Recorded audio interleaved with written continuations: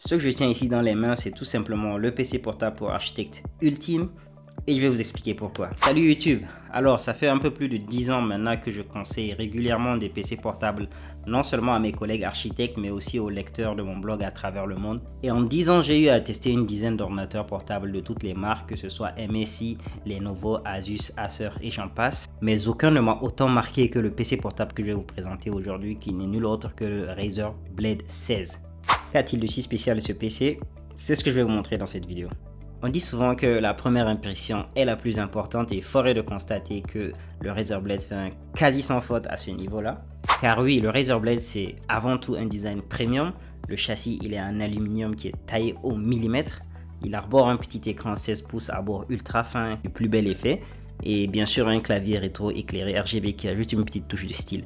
Car oui, on va pas se mentir, nous les architectes aimons bien quand notre matériel est aussi beau qu'efficace. Et en plus d'être beau, en fait ce PC portable respire la qualité en fait. Pour moi, c'est tout simplement la version Windows des MacBook. La qualité de fabrication des Razer Blade est vraiment très similaire à celle des MacBook Apple. D'ailleurs, je les ai là, les deux côte à côte. On sent le même soin qui est apporté à la finition et ça fait plaisir. Mais vous le savez aussi bien que moi, en architecture, on n'achète pas un PC portable pour son design, mais pour ses performances.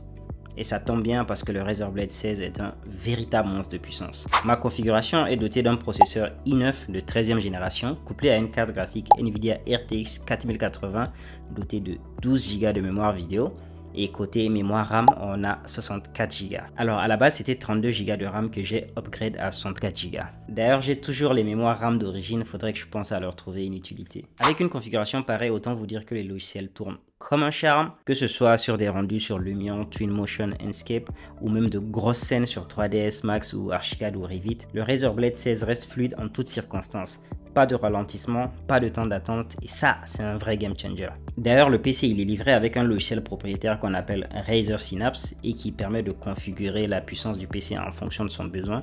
Il existe 3 modes. Le mode silencieux qui favorise l'autonomie au détriment de la performance qui est très bien lorsqu'on est en déplacement. Il y a le mode normal sur lequel je travaille la plupart du temps. Il y a le mode performance que j'active seulement quand je fais des travaux liés à l'intelligence artificielle ou à la réalité virtuelle. Car oui, ici il y a des tâches qui demandent énormément de puissance, c'est bien celles qui sont liées à l'intelligence artificielle et à la réalité virtuelle. Et ça tombe bien car le Razer Blade arrive à les encaisser sans problème. Malheureusement, le seul problème avec le mode performance, c'est que le PC devient très bruyant. Je vous laisse apprécier.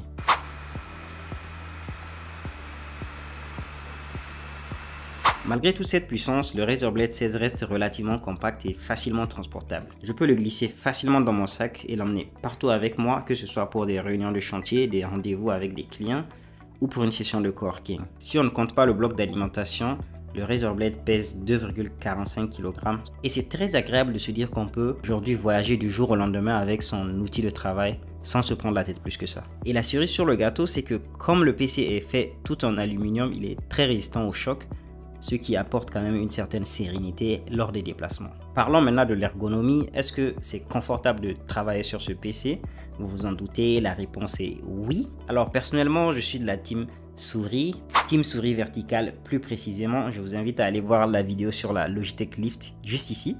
Mais si vous êtes adepte du pavé tactile, sachez que le Razer Blade a l'un des meilleurs pavés tactiles du marché. Le pavé tactile, il est vraiment large. Je ne me souviens pas avoir vu un pavé aussi large. Alors le clavier par contre, il n'est pas exceptionnel. Il n'est pas mauvais, hein, il fait le taf. Mais honnêtement, c'est pas le meilleur clavier que j'ai pu tester sur un PC portable. Par contre, si vous êtes adepte de rétroéclairage, sachez que chaque touche est paramétrable, ce qui permet d'avoir des effets plutôt intéressants. Donc si vous aimez ces petites gimmicks, franchement, vous allez adorer. Mais bien sûr, le pilier de l'ergonomie dans un PC portable, c'est l'écran. Et l'écran du Razer Blade, il est vraiment très bon. C'est de la 4K, donc pour du 16 pouces, c'est vraiment excellent. Les couleurs sont vives et travailler dessus est un véritable plaisir. Franchement, c'est du bonbon pour les yeux. Et ce que j'aime bien, c'est justement la diagonale de 16 pouces.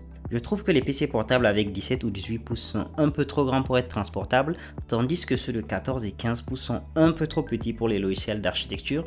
Et donc, la diagonale de 16 pouces, je trouve que c'est le parfait compromis entre portabilité et confort des yeux. D'ailleurs, petite pause pour vous rappeler le like et l'abonnement si vous aimez cette vidéo. Je n'aime vraiment pas faire ça, mais c'est nécessaire pour que YouTube recommande ma vidéo à plus de personnes. merci d'avance. Et là, vous vous dites sûrement, mais attends, ce PC, il est beau, il est solide, il est performant, il est transportable, et en plus, c'est un confort de travailler dessus. C'est le PC parfait en fait. Eh ben non. Bien sûr, il n'y a pas de machine parfaite, et le Razer Blade a aussi ses défauts. Et son plus grand défaut, vous l'aurez peut-être deviné, c'est son prix. On ne va pas se mentir, c'est un investissement conséquent, surtout si vous optez pour des configurations les plus poussées. Par exemple, le modèle que je possède et que j'ai acheté en mars 2023 coûtait 4 500 €. Combien? Oui, il coûte littéralement un bras. Mais pas d'inquiétude, car il est souvent en promo. D'ailleurs, au moment où j'enregistre cette vidéo, la Black Friday, c'est dans à peu près une semaine.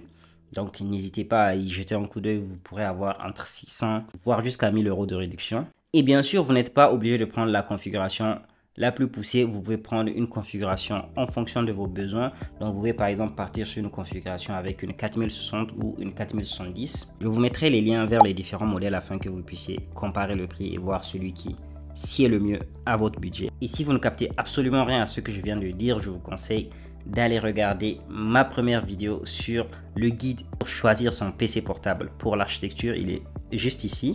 C'est vraiment une véritable mine d'or si vous souhaitez acheter un ordinateur portable pour l'architecture. D'ailleurs, si vous souhaitez acheter un PC portable pour l'architecture, quel que soit votre budget, je vous invite à aller lire l'article que j'ai écrit à ce sujet, les meilleurs ordinateurs portables du moment, classés en fonction de votre budget, et je le mets régulièrement à jour, donc n'hésitez pas à les consulter pour ne pas vous tromper dans le choix de votre prochaine machine. Le lien est dans la description. Mais revenons-en à notre Razer Blade. Le prix n'est pas son seul inconvénient, il y a aussi le bruit. Je vous ai fait une petite démonstration tout à l'heure. Malheureusement, il faut choisir entre chauffe et bruit.